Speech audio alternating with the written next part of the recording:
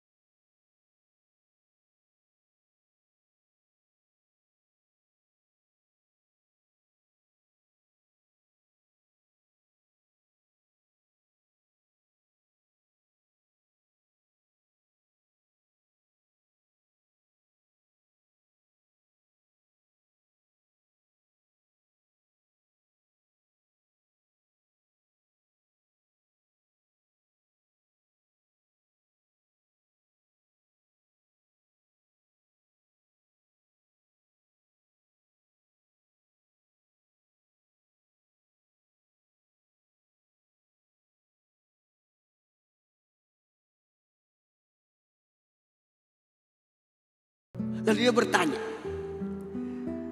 mana dompetku? Oh ya tunggu saya ambilkan. Pada saat diambilkannya dompet itu, di saat itu dia berkata Bismillahirrahmanirrahim. Karena dia maaf dengan ribetnya sengaja beberapa hari baru ditanya di mana dompet, sehingga dia pusing di mana dompet itu. Sambil baca basmalah lalu diingatkan oleh Allah, dibukanya lemari itu dan tahu ternyata dompet itu ada. Padahal sebelumnya sang suami mengujinya dengan mengambil dompet itu lantas dibuangnya ke sumur. Dengan kemuliaan Bismillahirrahmanirrahim, justru dompet itu ada. Allah memerintahkan malaikat mengambil dompet itu dari sumur untuk dibawa kembali ke tempat semula. Dengan tidak kurang sedikit pun, dengan kering tidak basah, padahal sudah dibuang di sumur. Di saat itu suaminya menangis dan bertobat. Sang istri pembawa rezeki menyebabkan suaminya bertobat. Suaminya menjadi ahli ibadah disebabkan dengan kalimat Bismillahirrahmanirrahim. Kita ambil teladan dari kisah ini, bahwa ketika kita senantiasa berzikir, ingat Allah, maka wanita-wanita yang ingat Allah, berzikir, banyak zikirnya, membawa rezeki buat suami. Salah satu rezekinya membuat suaminya bertaubat dan kembali menjadi ahli ibadah, yang sebelumnya malas ibadah dan tidak pernah bertobat. Nah, tepuk tangan dong buat Ustadz Maulana. Memang kadang-kadang begitu ya, perlu ada kayak sesuatu yang di depan mata terbukti gitu bahwa Allah itu maha luar biasa gitu ya. Jadi baru bikin orang berubah. Dan banyak sampai dengan saat ini juga, maksudnya yang suaminya malas ibadah, istrinya rajin pengajian, disuruh sholat susah, suaminya banyak. Mudah-mudahan dapat hidayah ya, amin. Amin. Makasih banyak Ustadz Maulana. Tepuk tangan sekali lagi buat guru kita Ustadz Maulana. Nah ini buat jamaah Islam itu indah, sebelum kita lanjut ya, kita lihat dulu sebuah video tayangan. Kali ini kita saksikan video agak sedih nih. Video tentang apa? Istri super sabar saat sulit. Ini dia tayangannya. Biasa mana Ustazah Lulung, boleh maju ke depan Ustazah Lulung. Nah ini ya. Bicara masalah tadi dia bilang suamiku nggak pelit ya. Tapi dia nggak punya duit. Ngenes sebenarnya ya kan, kasihan. Nggak semua orang juga memang kerja itu menghasilkan. Ada orang udah keliling-keliling nyari duit, rezeki nggak dapat gitu ya. Dan ini dicoba nih istrinya. Nah tadi nih salah satunya juga yang membuat pintu rezeki terbuka luas adalah istri yang mampu menyembunyikan kesulitan terutama saat sulit ekonomi. Nah pertanyaannya yang berikutnya nih, kalau sudah bertahun-tahun suami ekonominya nggak bagus ya, istrinya udah sabar terus, apakah istrinya jangan-jangan bukan pembawa rezeki? Atau bagaimana? Mohon izin penjelasannya Ustazah Lulung. Tepuk tangan buat Ustazah Lulung. Ya, terima kasih Kak Fadli. Mohon izin lagi kepada guru-guru kita, Ustadz Syam, Ustadz mana yang semuanya di belakang saya adalah GGS. Tahu nggak GGS? Ganteng-ganteng soleh. Amin amin robbal alamin. Ya juga ya, apakah bisa menjadi pintu rezeki kalau kita seorang suami atau rumah tangga memiliki istri yang bisa menyembunyikan kesulitan rumah tangga. Nah pertama kalau memang kesulitan itu mungkin ya namanya kita manusia ya bashar kan ya. Bashar itu kan kulit artinya bisa berasa, bisa sedih, bisa senang, bisa marah. Kalau mungkin kesulitannya setahun, 2 tahun atau berapa tahun yang kita mampu mungkin kita bisa menjadi pembawa rezeki. Tapi masalahnya kalau ini kesulitannya terus menerus. Pelit sih enggak, cuman kalau sulit terus ya bisa enggak jadi pembawa rezeki atau jangan-jangan istri ini yang membawa sial kalau bahasanya ya. Karena kok nggak bawa rezeki. Nah ini juga kita hati-hati. Karena apa? Atiaro syirkun. Tatayur adalah syirik, tatayur adalah syirik. Jadi kalau kita merasa gara-gara nih istri nih, jangan-jangan nih membawa sial, nggak bawa rezeki. Itu juga termasuk kita menuduh yang bukan-bukan kepada pasangan kita. Jadi apa? Mungkin memang belum dibuka jalan keluar. Tadi udah dinyatakan oleh guru-guru kita ya Bu ya.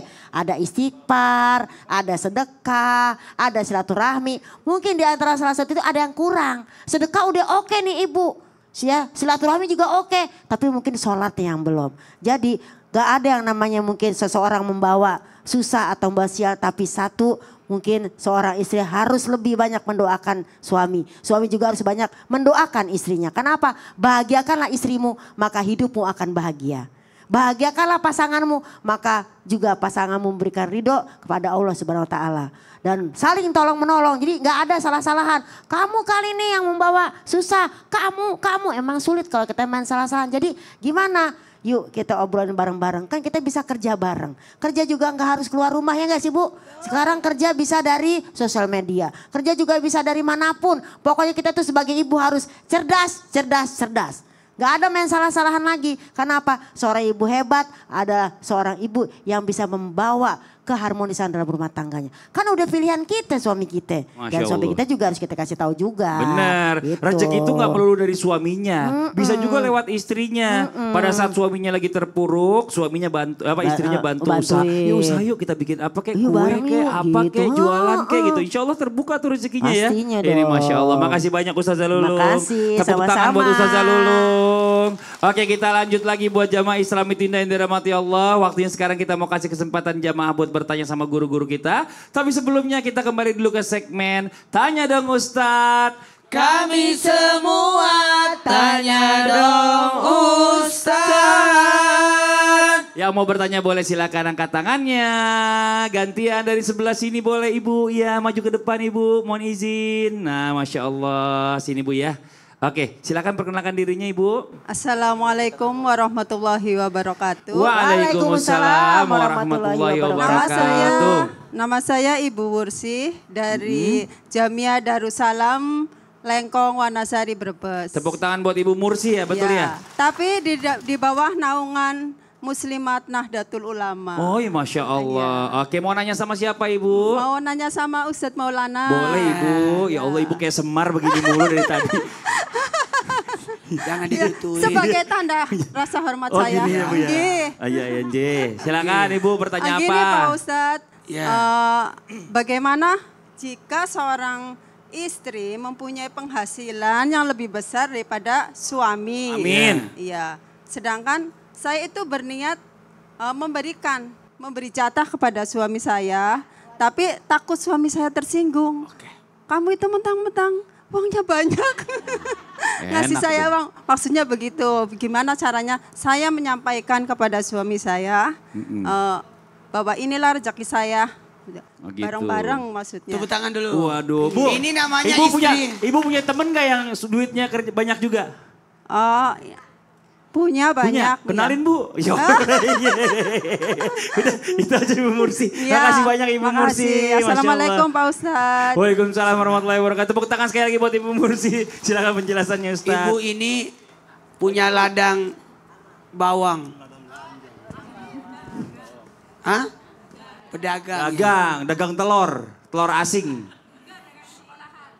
Dagang anak sekolahan jajanan. Dagang anak sekolah. Dagang di sekolahan. Jajanan anak sekolahan. Ya Allah, itu gak ada mati-matinya itu. Buat semuanya wanita dimanapun berada. Sosok wanita bukan tulang punggung. Tapi sosok wanita tulang rusuk.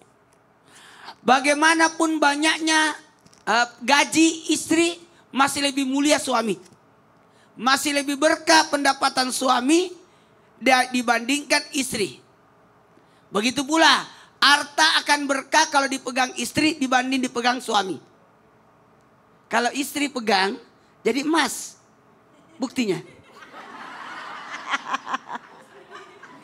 Coba bapak pegang uang. Nggak tahu mau diapain. Tapi karena ibu yang pegang uang jadi emas. Kalau yang cari nafkah itu yang berkah kalau suami. Sekecil apapun pendapatan suami tetap berkah. Apa yang harus saya lakukan Ustadz? Oh nih, ada 4. Yang pertama, jangan minder. Baik itu suami maupun istri. Tidak apa-apa. Rezeki itu kan kita tidak tahu. Apakah rezeki itu dari jalur istri, atau dari jalur suami, atau dari jalur anak, atau dari jalur saudara. Betul tidak? Betul tidak? Mohon maaf ya, mohon maaf. Yang kedua, penghargaan. 1, 2, 3. Penghargaan. Maaf ya, sosok istri yang banyak pendapatannya gajinya, ada andil suami di baliknya. Ada andil suami. Ustaz Salulung, ada rezekinya. Ada andil suami yang ngantar suaminya. Iya. Coba, wanita boleh nggak keluar tanpa izin suami? Nggak boleh. Berarti ada andil suami ketika dia mencari uang. Jadi jangan terlalu bangga. Aku gini. Tapi kan tidak haram hukumnya perempuan keluar rumah tanpa izin suami kan? Jadi yang pertama, jangan minder, muliakan. Kemudian apa? Komunikasi. Oh. Yang keempat, diskusi. Diskusi. Bagaimana jalan keluarnya? Masya Sebaiknya makanan buat anak langsung gaji dari suami. Iya. Supaya anak itu merasakan makanan itu dari suami. Nafkah bapaknya. Nafkah bapak, Iya. nafkah. Ibu juga, dapur itu bagusnya suami yang bayarin. Masak ya. Ibu gajinya Bayar beliin listrik. emas. Enggak. Ah. Listrik suami juga. Oh suami juga. Listrik, makanan, kebutuhan anak, Nggak cukup duit sekolahan. suaminya. Cukup. Oh cukup. Cukup. Oh ya Allah. Istri buat Ah. apa? Skincare. Tepuk tangan buat Ustadz Maulana. Oke, satu lagi kita kasih kesempatan yang bertanya, boleh silakan angkat tangannya. Masya Allah dari sebelah sini boleh. Ibu yang di depan boleh maju Bu. Ya, Masya Allah. Sini Bu. Oke, silakan perkenalkan dirinya Ibu. Iya. Assalamualaikum warahmatullahi wabarakatuh. Waalaikumsalam warahmatullahi wabarakatuh. Nama saya Ibu Kasuri dari Jamiah Darussalam Desa Lengkong, Kecamatan Wanasari, Kabupaten Brebes. Tepuk tangan buat Ibu Kasuri. Mau nanya sama siapa Ibu? Mau nanya dong sama Pak Ustadz Maulana, boleh? Ustadz Maulana udah. Ustadz Syam deh Lagi. gantian. Sam, Iya. Ngambek nih aku Bu nih. Ngambek nih Ibu, nggak dipanggil, yang lain udah. Ya Ustadz, saya mau Nggih, nanya. nggih. Katanya kan istri itu membawa rezeki. Ya, sedangkan suami juga cari nafkah. Bagaimana kalau istri cari kerja, cari rezeki, apakah itu hukumnya boleh apa tidak? Jadi istrinya yang cari nafkah. Ada juga yang begini Ustaz Syam, maaf nih ya buat Ya, ya, teman-teman ya, juga ya. sekalian nih. Ada suami yang ngerasa rezekinya sulit nih. Mau cari kerja susah. Bukannya kerja lebih keras lagi ikhtiarnya. Malah kerjanya nyuruh istrinya. Kamu Kamu aja aja kerja deh. deh. Ya kamu cari uang Kalau deh. aku susah gitu Kalau ya. aku soal susah. Waduh. Tapi itu bisa jadi nutup rezekinya dirinya sendiri kan. Karena dia nyuruh-nyuruh Dia istrinya kerja. maju emosi. Termosi. Gimana? Ada yang mau disampaikan? Bu, Dalam. pegang mic ini. Ikut saya. Duduk. Tepuk tangan dong, Masya Allah, buat Ibu Masuri. Terima kasih Mas Fadli, Ibu, para alim ulama yang dimuliakan Allah Subhanahu wa taala. Maka ada pertanyaan dari seorang wanita. Pintu rizki itu dibuka sama Allah dan ditambahkan rizkinya kalau ada yang bekerja dan berikhtiar sekaligus berdoa kepada Allah. Nah sekarang ada kasus di mana suaminya nggak mau ikhtiar, suaminya nggak mau juga berdoa, maunya cuma nyuruh istrinya yang bekerja buat cari nafkah. Apakah ini termasuk sesuatu yang bisa menghalangi rizki atau membuat rizki seret? Wah, subhanallah, harus kita ketahui yang pertama dulu. Ar-rijalu qawwamuna 'alan nisa'i bima faddalallahu ba'dahum 'ala ba'd wa bima anfaqu min amwalihim. Efek ataupun akibat pertama ketika suami nyuruh-nyuruh istrinya kerja dan dia malas bekerja, akhirnya istri yang menafkahi. Efek pertama adalah qawwamnya, qaimnya, menjadi imamnya, mesti dia akan berkurang. Kapasitas dia menjadi imam akan berkurang. Harga diri dia sebagai imam pemimpin rumah tangga akan berkurang, bahkan menghilang. Kelebihan yang dikasih sama Allah bima faddalallahu ba'dahum ala ba'd tadi akan hilang. Kenapa? Karena tidak bekerja sesuai dengan fungsinya. Fungsinya laki-laki suami dalam rumah tangga adalah dia yang bekerja dan memberi nafkah. Yang kedua, bisakah menutup pintu rezeki? Bisa. Kenapa? Karena melanggar perintah Allah Subhanahu wa taala, melanggar aturannya Allah. Aturannya sudah jelas, liyunfiqu sa'atan min sa'ati, disuruh untuk memberikan nafkah, wajib hukumnya. Wa man qudira alaihi rizquhu falyunfiq mimma atahu Allah.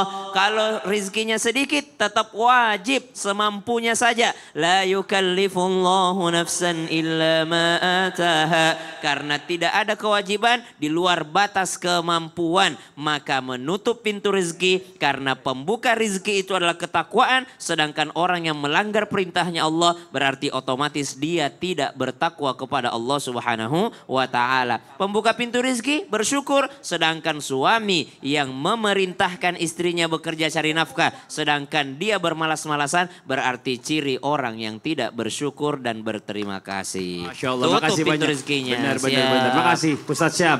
Oke, buat jamaah Islam itu yang ada di rumah jangan kemana-mana dulu ya. Setelah ini kita lanjutkan lagi pembahasan kita tentang istri pembawa rezeki. Yang di rumah jangan pindah channel, tetap di Islam itu Indah. Jamaah, oh jamaah, alhamdulillah.